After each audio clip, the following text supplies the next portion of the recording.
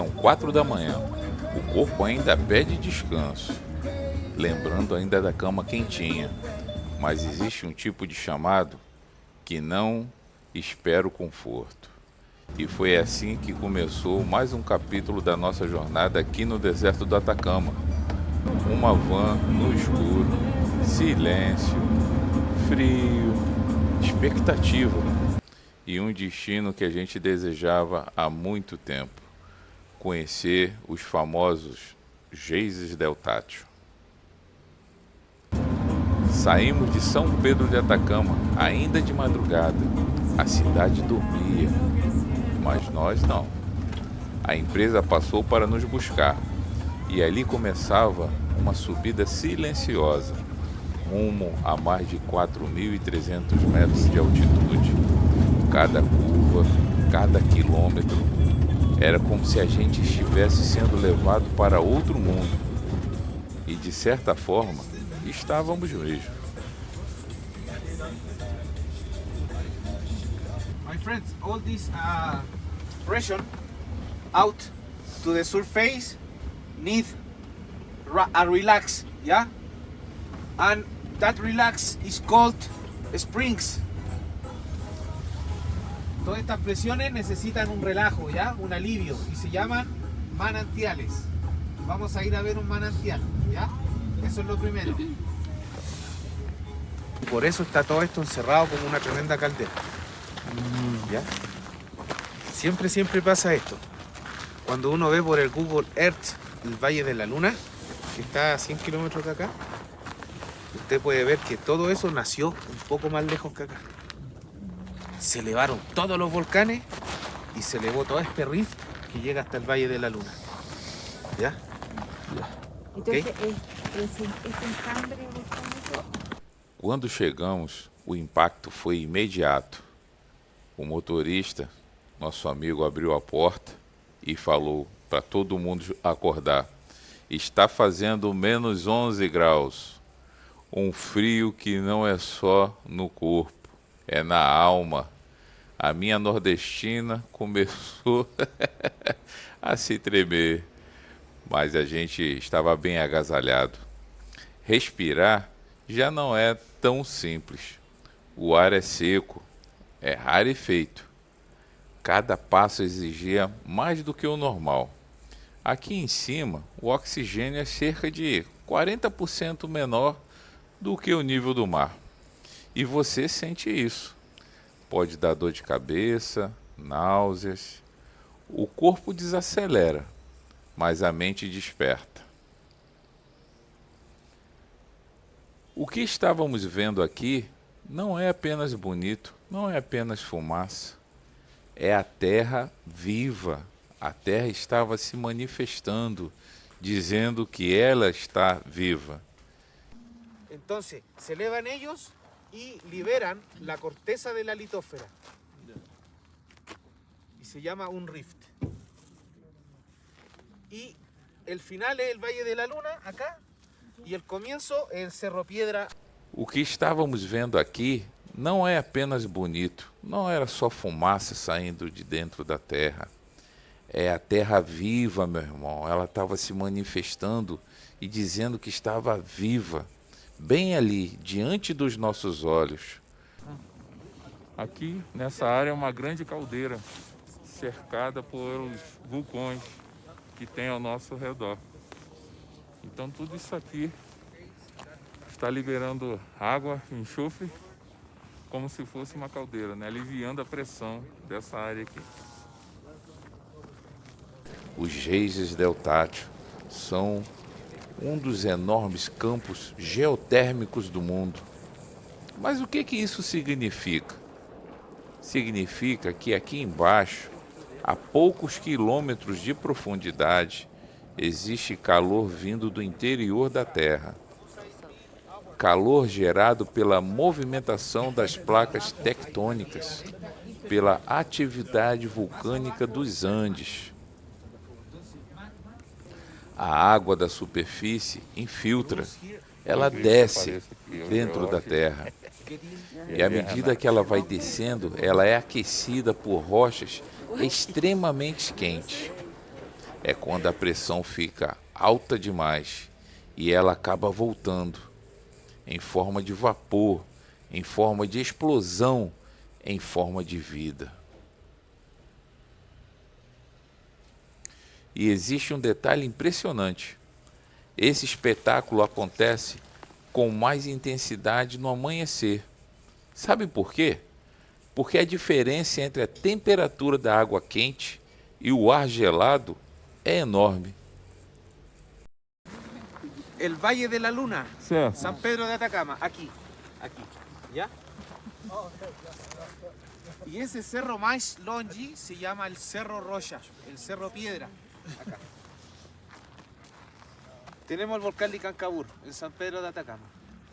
Y tenemos el Cerro Piedra, allá. Ok. Cuando los volcanes comienzan a elevarse, a crecer, siempre liberan esta parte. Todo eso. Y eso se llama un rift. Un rift. ¿Ya? Siempre, siempre, siempre cuando los volcanes nacen, liberan esta parte. Y se llaman rift. Entonces, este rift nace en el Cerro Piedra, allá, que es aquí, y termina en el Valle de la Luna, en San Pedro de Atacama. ¿Ya? Eso. Siempre, siempre, siempre los volcanes. Pronto, vai. Enquanto a água pode passar dos 80 a 90 graus, eu e Renata experimentamos, tocamos na água. E a água naquele momento estava a 60 graus. Mas o ar aqui ele pode estar a menos 10, menos 15. Quando nós chegamos, estava a menos 11. Essa diferença cria essa coluna gigantesca de vapor que pode atingir até 30 metros de altura, como se a Terra estivesse respirando. E se você reparar, tem um cheiro forte no ar. É o cheiro de enxofre. Já sentiu alguma vez na sua vida o verdadeiro cheiro do enxofre? Pois é, naquele dia nós sentimos e fomos alertados pelo nosso guia, pelo nosso motorista, que não respirássemos muito próximo do vapor de água misturado com enxofre, que poderíamos passar mal, poderíamos ter dor de cabeça forte, poderíamos ter náuseas. Então a gente evitasse respirar muito forte. Esse amarelo que aparece nas pedras é um sinal claro de atividade geotérmica. Minerais que vêm das profundezas da Terra, trazidos juntos com a água quente. É como se o interior da Terra estivesse se revelando, aos poucos, diante dos nossos olhos. E depois de tudo isso, depois do frio, da altitude, da experiência, veio algo simples, mas poderoso.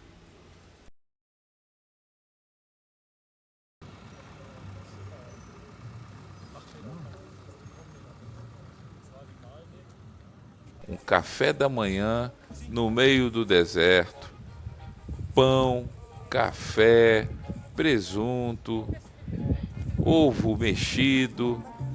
O café estava bem quente e nós gostamos bastante.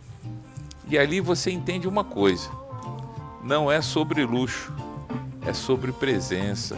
É você estar diante daquele deserto e não ter nada, nada, nada, nada. E você está tomando café ali com aquele grupo de pessoas que vieram de vários lugares do mundo. Eu tive a oportunidade de conversar com um alemão, com um suíço, com um curitibano, com um paulista. Tivemos a oportunidade de conversar com várias pessoas. E ali nós também tivemos a oportunidade que eles nos perguntavam: da onde é essa cruz? Por que você usa essa cruz em cima de uma moto? E a gente aproveita esse momento para poder evangelizar, falar daquele que morreu na cruz por nós, que pagou pelos nossos pecados. A gente só faz isso se as pessoas nos dão oportunidade. A gente não quer de forma alguma ser invasivo, ser um cristão chato. Mas eles nos perguntaram e nós explicamos. Porque enquanto a gente olha para esses geysers, é impossível não pensar: se Deus criou tudo isso com esse nível de detalhe, de força, de precisão, o que Ele não pode fazer na sua vida? Aqui a gente vê pressão, vê calor, profundidade, e tudo isso gera movimento. Talvez você esteja passando por pressão hoje, talvez esteja em um momento quente, difícil da sua vida. Mas olha isso aqui, é justamente debaixo da pressão que algo extraordinário acontece. A água não desaparece, ela sobe, ela se manifesta, ela explode em vida. E talvez é exatamente isso que Deus está fazendo com você. E se você acha que a experiência termina nos geysers, não termina. Porque o caminho de volta também ensina. No meio daquele cenário seco, extremo, quase inóspito, a gente começa a ver algo inesperado. Água nascendo, uma nascente simples e silenciosa, mas cheia de significado. Ali, diante dos nossos olhos, a gente viu o começo de um rio, pequeno, bem discreto, mas determinado. E aquele fio de água seguia seu caminho, até desaguar em um lago. E nesse lago, vida. Encontramos flamingos, movimento, beleza. É impressionante. No lugar mais seco do mundo, a vida encontra um jeito. Ela nasce, ela cresce, ela resiste. E seguindo pela estrada, outra surpresa. Ese es un macho. Ese le dicen vizcachón. Los vizcachones son más machos. Macho? Macho.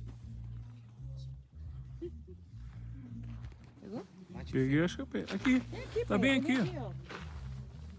Eu só não tô vendo ele aqui no vídeo, mas tudo bem, deve estar aqui. Grandes. Tá vendo aí mais Rabbit. próximo? Embaixo? Ah, eu tô filmando ele. Cara, tava camuflado, meu irmão, eu não consegui enxergar. Tem uma cabra diferente ali. E é grande, né? É grande, né?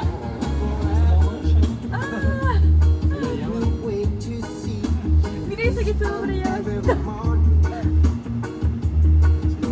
Filma essa cabra diferente.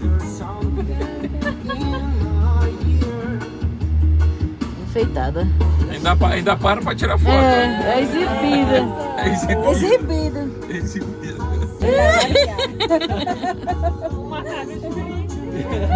Essa tá buchuda. Essa tá esperando. Ainda tivemos mais surpresas na estrada. Ruínas de uma civilização antiga. Estruturas simples, de pedra, resistindo ao tempo. Vestígio do povo Inca. Um povo que aprendeu, muito antes da tecnologia, a viver em harmonia com os extremos. E o mais impressionante, ainda existem pessoas vivendo ali. No frio, na altitude, no isolamento, mas vivendo. E quando você junta tudo isso, os geysers, a pressão, o calor, a nascente, a vida, a história, você começa a entender algo mais profundo. Deus não é Deus só no extraordinário. Ele é Deus no detalhe. Ele está no vapor que sobe, mas também na água que nasce. Ele está na força que explode, mas também na persistência do rio. Ele está na grandiosidade dos geysers e na simplicidade de uma vida que resiste no deserto. Porque no final, não é sobre o lugar mais extremo do mundo, é sobre perceber que mesmo nos lugares mais improváveis, a vida sempre encontra um caminho. Hoje, nós acordamos às 4 da manhã, enfrentamos menos 11 graus, subimos a mais de 4.000 metros para ver a Terra respirar. Mas no final, a maior descoberta não foi sobre a Terra, foi sobre nós. sobre o quanto ainda somos pequenos e o quanto ainda podemos crescer, porque a estrada não transforma só o caminho, ela forja quem está sobre ela. E lembra, não é só sobre rodar quilômetros, é sobre quem você se torna em cada um deles. Nos vemos na próxima, porque a estrada continua e o propósito também. Aqui o tchauzinho! Tem alguém cansado aí? Tem alguém cansado aí? Presta atenção na curva. Não larga a curva não.